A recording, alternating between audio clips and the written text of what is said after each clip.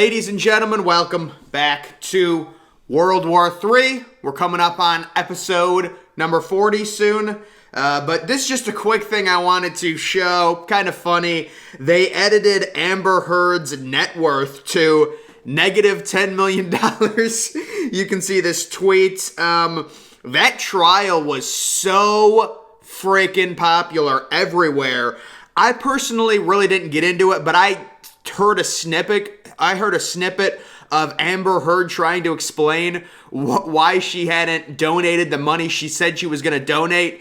And I can understand why people were really obsessed with that trial, but it is over. And Amber Heard actually, this is an unbelievable ratio if you take a look at, Amber Heard, I don't know what kind of self-awareness she has. She puts out a statement with a little heart emoji on Twitter yesterday, and at least she had the self-awareness to take off the replies. She did. You're not allowed to reply to it, but unfortunately for her, all that did was ramp up the quote tweet ratio, and you can see 144,000 quote tweets versus 81K likes. Truly remarkable. I don't know who advised her to put out a statement. She should have just shut up. She did not win the court of public opinion in that case at all.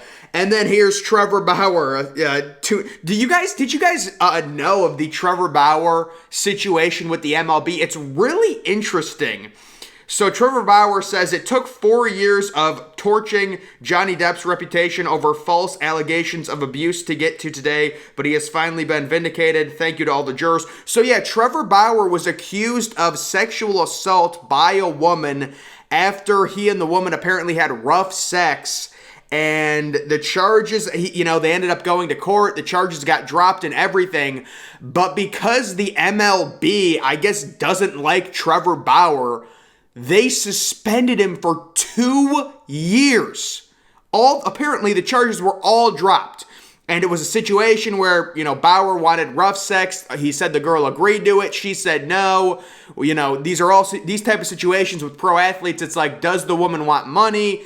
But apparently he got, everything clean, and the MLB did their internal investigation and suspended him for 2 years. There was actually another case within the MLB, a little bit, different situation, but still kind of similar with a domestic assault allegation against Marcell Ozuna, who's an outfielder, and he was suspended, I don't even know for how long, maybe like 20 games or something. I mean, it's just crazy, because they didn't like him. Trevor Bauer's a big-time pitcher for the Dodgers, big-time MLB pitcher, and then you've got the whole situation with Trevor Bauer, where he, was a Trump supporter, and there's a lot of people who, of course, they think Trump is the devil and Trump is worse than Hitler, and they love that Trevor Bauer got suspended for 2 years, even though it looks like it's completely unjustified. I don't know a lot about the situation. I just know when people saw that the MLB suspended Bauer for 2 years, they were like, oh my God.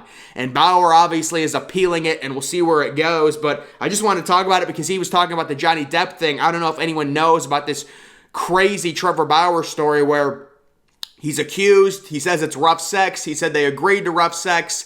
It ends up getting cleared in the courts, and the MLB does their own investigation. Bauer's been someone that's, been known to be outspoken. He's, a Trump supporter, Republican, and they suspend him for 2 freaking years when you've got similar situations of guys dealing with these domestic violence, situations getting suspended for like 30 games. I mean, what is this? And then, of course, you've got all the liberal people, with Trump is, of course, the devil, and Trevor Bauer, how can you support the devil? How can you support basically Adolf Hitler? Because it's how ridiculous most of these people think. They're like, they're happy he got suspended for 2 years because he supported Donald Trump. So very interesting situation there. We've got this quote from Breaking 911 Biden. The idea we're going to be able to click a switch, bring down the cost of gasoline, it's not likely in the near term, nor is it in regard to food. So I was actually told something very interesting, and this could just be a liberal talking point, but they were basically saying, listen, the gas has gotten so out of control that the Democrats are now looking to put things into place through Congress to potentially help lower the cost of gas, because at this point, I mean, like, you can say, well, when gas goes up to like 330, 340, it's like it's bad, but it's just a bullshit Republican talking point.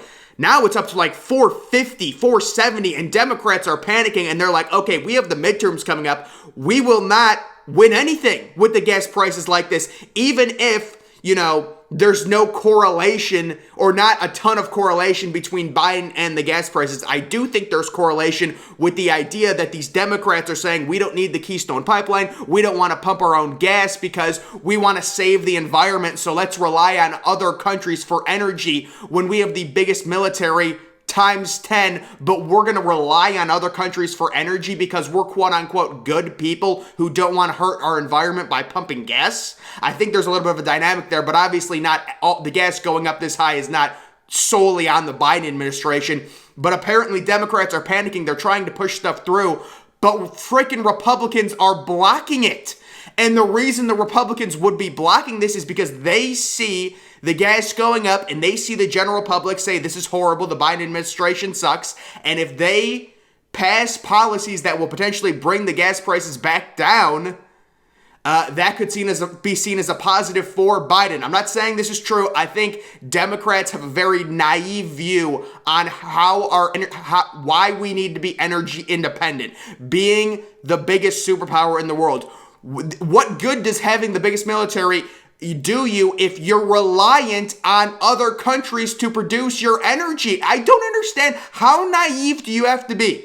Like, other countries are clearly going to be threatened by how powerful the United States is. If you're giving them the power to control whether or not we're able to produce energy in the United States, are you really that naive? Do you really think everyone is that nice? They're just going to be like, yes, United States, we will do whatever you want. Like, you need to be energy independent. I'm not saying put a bunch of smog up into the atmosphere and everything like that, but you need to be energy independent. And that was just something a Democrat was telling me. Listen, I don't know if it's true, but I think that sums up why political parties in the United States are horrible for citizens, because you've got Democrats doing one thing that causes the gas prices to go up. They see the gas prices go up, which will then in turn hurt their chances in the 2022 midterms. The only reason they want to bring the gas prices back down is because of the midterms. So they go to pass something to try and bring it back down. And now Republicans say, we don't want them back down. No one's going to vote for you with the gas prices this high. Why would we want to bring them back down? The two-party system is so effed up. I don't know if that's true, but either way, like, that's something that could 100% make sense to me. This is another one of those, I believe, just random, completely fake accounts on Twitter. And we've been seeing these more and more now. Plain old man. So this bot account wants you to believe that it's some old dude, looks like he's in his 60s, 70s maybe. Old South charm with New England Yankee common sense. He's from Mississippi, United States.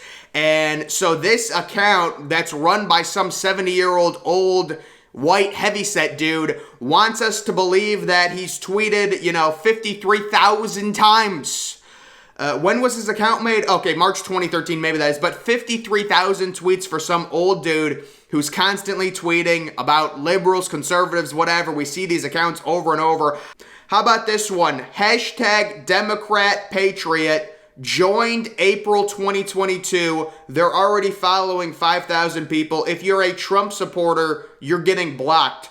Pro-choice gun control. I only engage with fellow American patriots. Biden-Harris 2024. And then their pin tweet, the Second Amendment was the worst addition to the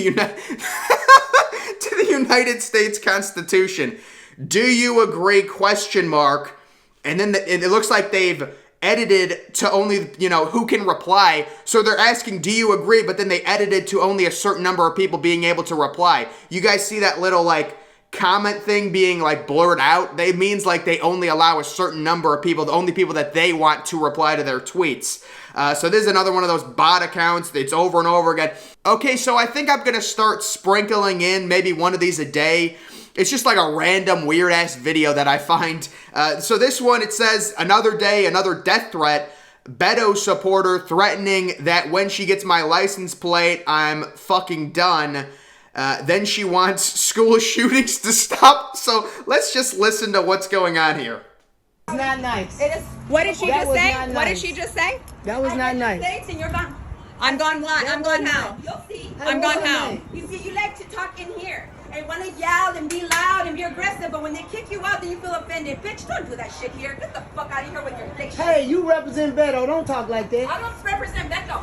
So what's your name, man?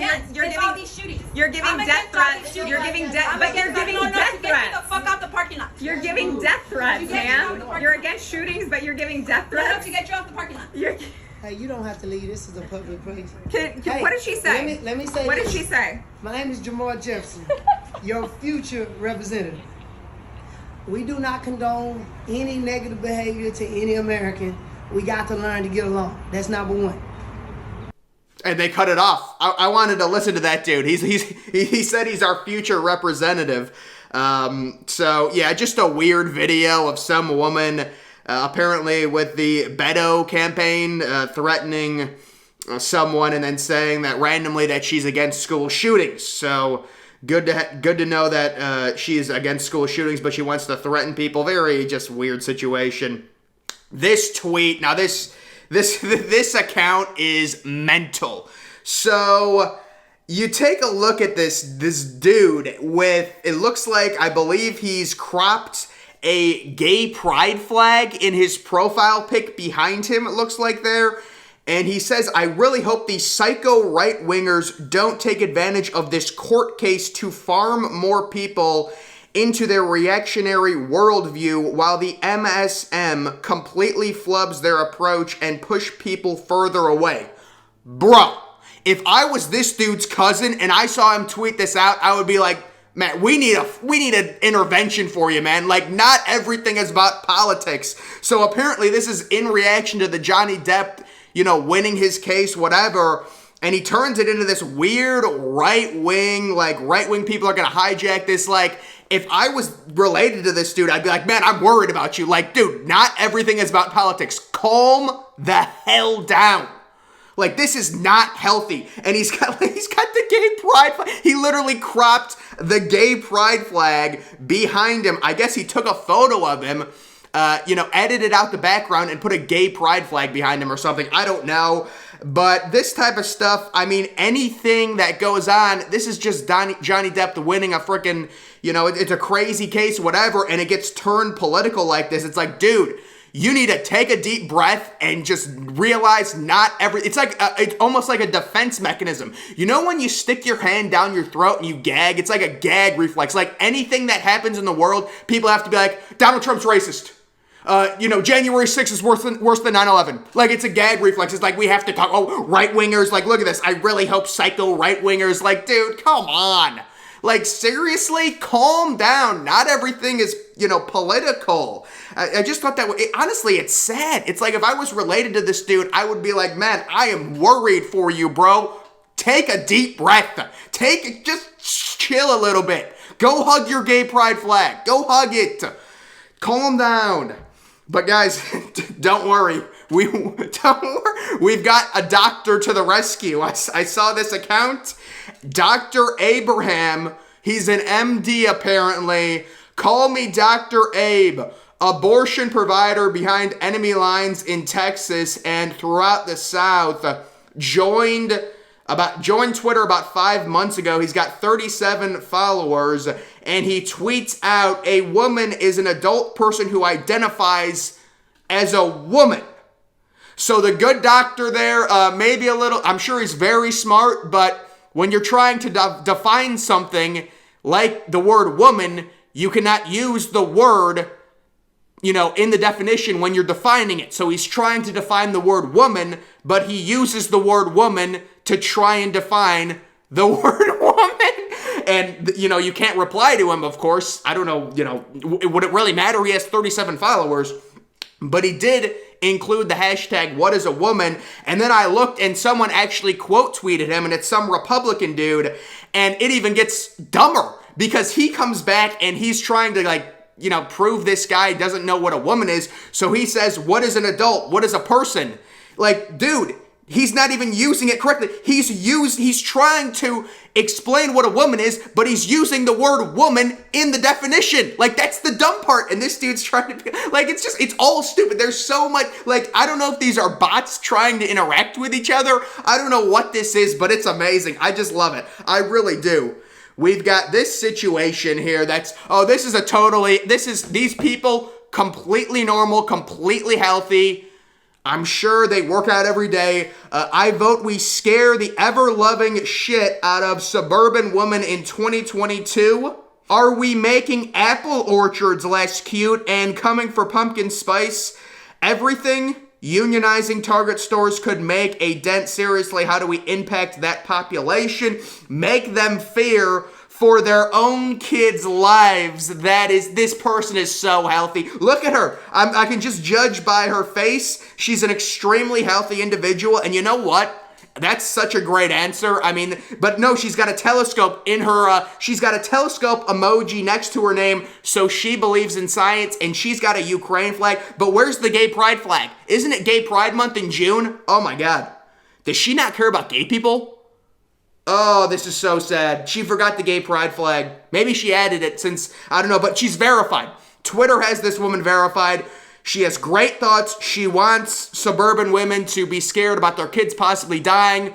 Completely stable. Love this woman. What an absolute great job that is. And then we've got this. So Front Office Sports, which is just, I guess, a Twitter account that talks about sports, I'm guessing, tweeted out the 2022 NFL lead broadcasting booths with ESPN, Fox, CBS, NBC. I guess there's a lot of white dudes in it, and this dude says diversity is not just an NFL problem. So apparently he's pissed. There's no, black main announcers. Listen, you can bag on ESPN for a lot of things. I don't think diversity is one of them. If you turn on ESPN and there's a panel of 3 guys, there's an 80% chance all 3 of those dudes are African Americans. So you can, trust me, they hit on the diversity thing a lot at ESPN. Although I will say, you guys want to know an underrated announcer? Charles Davis. Charles Davis is amazing. He's such a good announcer. I love Mike Tirico as well. And then you've got, just looking at these announcers, Al Michaels and Kirk Herbstreit, I think that's going to be a really good pair. It will be weird hearing Kirk Herbstreit call NFL games like professional games because you're so used to hearing him call college, but don't really want to talk about sports too much, but this is more like diversity thing. Like, you're going to come at ESPN for a diversity problem. They'll go to a panel of 5 people, and sometimes like all 5 of them would be freaking black. I don't have anything against that, but it's like, trust me, they hit on the diversity thing really well. And then we've got this breaking. Ukraine's president says Russia controls around 1/5 of Ukraine's territory at the moment. Guys, one of the really scary things is our ability as human beings to adapt to situations so quickly. And one of the things we've done is we've adapted to this current war that's going on. And when it started back in February, it was crazy having a war, having one country attack another country for, potential land gain in the 21st century with the nukes, with everything, was a crazy thought. Day by day goes on, we get more conditioned to it, just like the pandemic. Back in early 2020, before the pandemic hit, the idea of the government being able to tell you, stay at home, you're not allowed to go out. It was crazy. And then 3 months into it, there were people, they were like, nobody goes out. If you go out, you're a horrible person and stuff like that. And I understand pandemics are really confusing. We didn't know how lethal it was, but it ended up getting to a point, and this is another thing I wanted to talk about.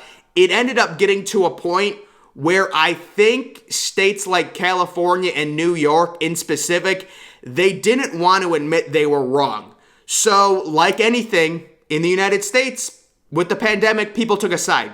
You've got the Republicans who are saying, it's not that bad, we need to keep things open. You had Democrats saying, that's completely reckless, more people are going to die, we need to close everything.